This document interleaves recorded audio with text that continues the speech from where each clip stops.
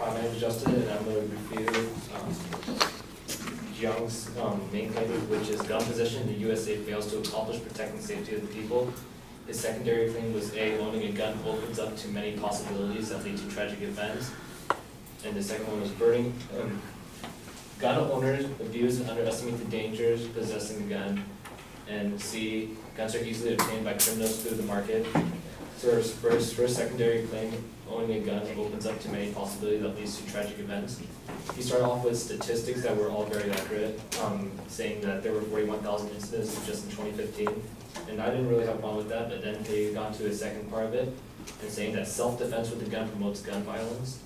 And it's not any weapons that you use that you're going to defend yourself with is considered violence. But there's cases just on Saturday in Chicago, there was a man with a concealed weapon, and he had the license to own it.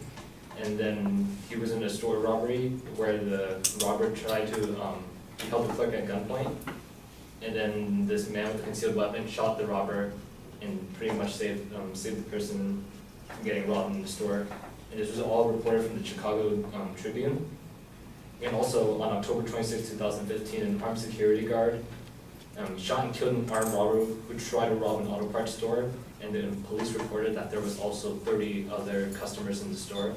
And that could have been very dangerous, but thankfully for the security guard that owned a gun, he was able to solve the situation. So for Jiang's second claim, he said that gun owners abuse and underestimate the danger of possessing a gun.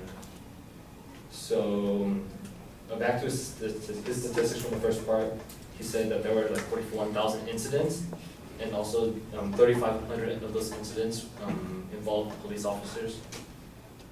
So the U.S. Census reports that 33% of the U.S. population owns a gun, and that's roughly about 106.3 million guns, at least owners that own at least one gun.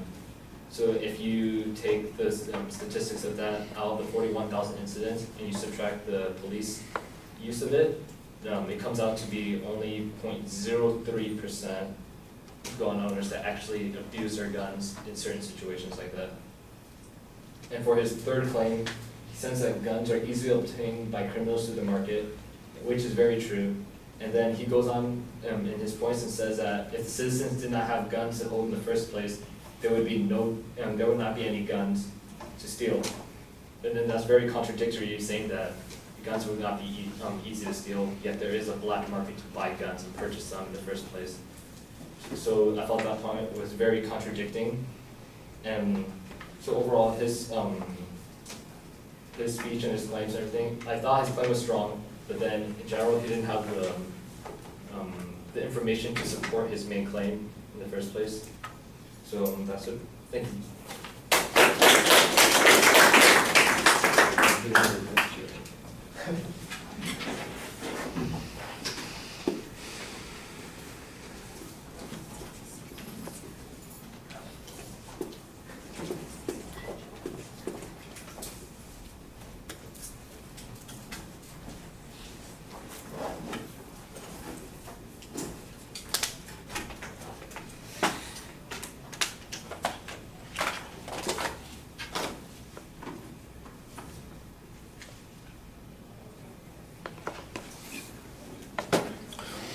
All right, the structure stuff is fine. At the beginning, I think that you are kind of granting some of the accuracy of the statistics. That's okay.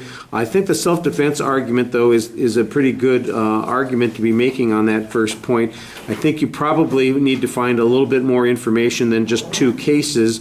The notion that guns, you could find, for example, what percentage of people who own guns keep them for the purpose of self-defense. There's a lot of information that suggests that a variety of opportunities exist where people have been able to defend themselves.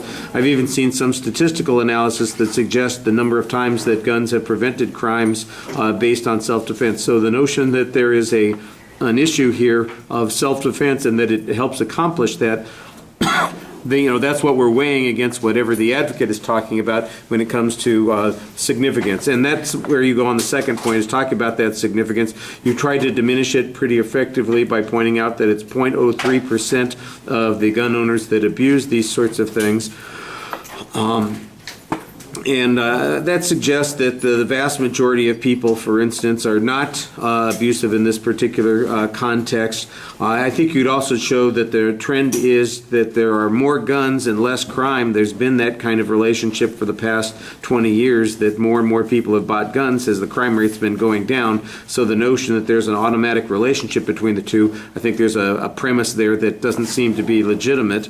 On the third argument, your press on this is okay, but I think the notion that says that we can keep guns out of people's hands if there's demand for it, particularly for a black market, he's saying, well, if there weren't any guns to steal, there wouldn't be a black market, and I think that that's a big premise that needs to be challenged. And and your argument basically as well,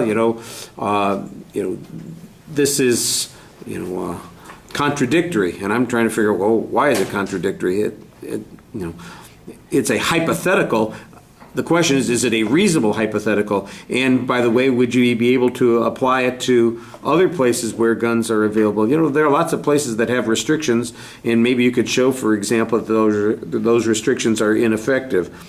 At the end, the last couple of comments sounds like it's an evaluation of the argument rather than a refutation of the argument. And you want to be very careful about that, because if you end up endorsing any element of the advocate's claim, you might be undermining the position that you would find yourself in.